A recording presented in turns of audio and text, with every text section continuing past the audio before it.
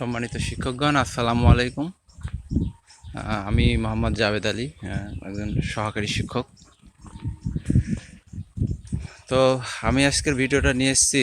অনেক ইউটিউবে অনেক ভিডিও দেখছি, ফেসবুকে অনেক লেখালেখি দেখতেছি যে ভুল ইএফটিতে ভুল নিয়ে আমরা আসলে কি করব, অনেকেই খুব চিন্তা টেনশন করতেছি।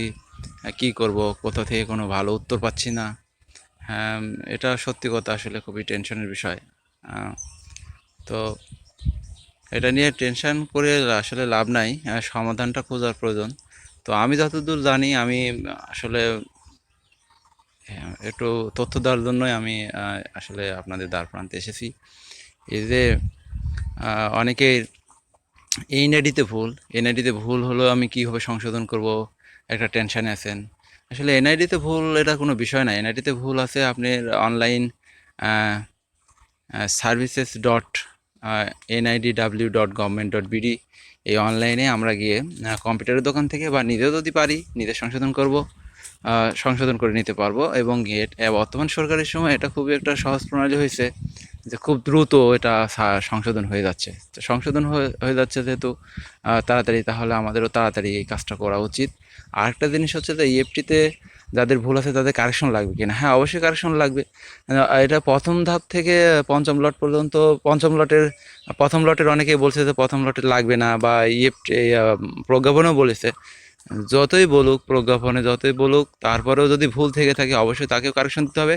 আর দ্বিতীয় লট থেকে পঞ্চম লট পর্যন্ত যদি কারো ভুল না থাকে, কেউ যদি ভুল না খুঁজে পান, যে মনে করতেছেন যে আমার কোনো ভুলই নাই, হ্যাঁ, আমি 100% শিওর হয়ে বলতেছি যে আপনার কারেকশন দেওয়ার প্রয়োজন নাই।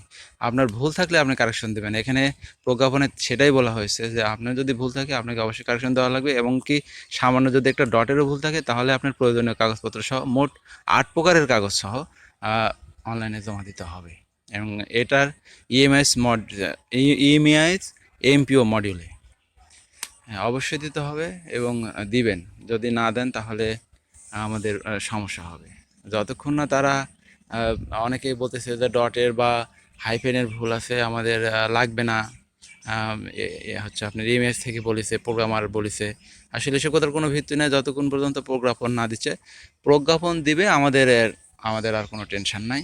যেহেতু ফিরতি প্রজ্ঞাপন দেয়নি, তাহলে আমাদের প্রস্তুতি নিতে হবে যে আসলে আমাদের কারেকশন দিতে হবে। এটাই সত্য। তাহলে আমরা প্রস্তুতি নিই যে আমরা হচ্ছে কারেকশন দিব। আর হচ্ছে কারেকশনের জন্য 8 প্রকার কাগজ। তার মধ্যে রয়েছে হচ্ছে আপনার প্রতিষ্ঠান প্রধানের ফরওয়ার্ডিং, তথ্য সংশোধন প্রসঙ্গে। আর একটা হচ্ছে এনআইডি, যেটা সংশোধন আছে করার পরে, যেটা আমরা অনলাইনে পেয়েছি, অনলাইন থেকে ডাউনলোড করে নিয়ে এটা দেব। আর আর যত রকম আমাদের সার্টিফিকেট আছে চাকরির জন্য জমা দিয়েছিলাম, সেগুলো আমরা জমা দেব। সেগুলো লাগবে ছাত্রছাত্রীর তথ্য, শিক্ষক কর্মচারীর তথ্য। তা ছাত্রছাত্রীর তথ্যটা পঞ্চম স্টেপে আছে, পঞ্চম স্টেপে ওইটা এর থেকে অটো নিয়ে নেবে, ওইটা আমাদের দিতে হবে না। আসলে মূলত নিজের কাগজ বলতে আমাদের এই জাতীয় পরিচয়পত্র কপি, নিজের সব রকম শিক্ষাগত যোগ্যতার সনদ, আর হচ্ছে ব্যাংক স্লিপ এবং ব্যাংকের প্রত্যয়ন। এটা আমার কাগজ, আর বাকিগুলো স্কুল থেকে দিবে বা আপনার প্রতিষ্ঠান থেকে পাবেন। তো এটা নিয়ে কোনো টেনশনের কারণ নেই। এটা আপনারা যদি যারা কম্পিউটার ভালো বুঝে, বা যারা, তো আপনার প্রতিষ্ঠানেরও থাকতে পারে, বা বাইরেও যদি কোনো টিচার বা বাইরে কোনো কম্পিউটার অপারেটর বা কম্পিউটার দোকানদার যদি এটা পারে, তাহলে সেখান থেকেও আপনারা করে নিতে পারবেন, সমস্যা নেই। তবে আমাদের যদি ভুল থেকে থাকে কারেকশন দিতে হবে।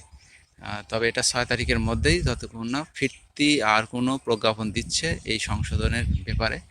তাহলে যদি নিজে মনে করেন যে আমার ভুল আছে, তাহলে দিতে হবে। আর এনআইডির ভুল তো বললামই, আবার বলছি যে অনলাইন থেকে করতে পারবেন। আরেকটা যদি মনে করেন যে না, আমার অন্য সমস্যা আছে, আমার নির্বাচন অফিসে গিয়ে করতে হবে, তাহলে আপনার অনলাইন থেকেই আপনার যে ফর্ম আছে, সে একটা ফর্ম পাওয়া যায়। সেই ফর্মটা কম্পিউটার দোকান থেকে ডাউনলোড করে নিয়ে, বা আপনার অফিস থেকেও, কম্পিউটার থেকে যদি তারা ভালো বোঝে তাদের থেকেও ডাউনলোড করে নিয়ে প্রিন্ট করে সেটার পূরণ করে আপনার উপজেলা নির্বাচন অফিস বা জেলা নির্বাচন অফিসে গিয়ে এটা জমা দিয়ে প্রয়োজনীয় কাগজের সাথে আরও কিছু কাগজপত্র লাগবে, যেগুলো প্রমাণপত্র সংশোধন করার জন্য সেই প্রমাণপত্র সহ জমা দেবেন। আবার অনলাইনেও লাগবে, অনলাইনে যদি বয়সের ভুল থাকে বা আপনার দেখা যাচ্ছে সার্টিফিকেটের ডট ডট আছে, আপনার এনআইডিতে ডট নাই, তাহলে সার্টিফিকেট বা এনআইডিতে ডট নাই, আপনার এনআইডিতে ডট আছে, সেক্ষেত্রেও এসএসসি সার্টিফিকেট।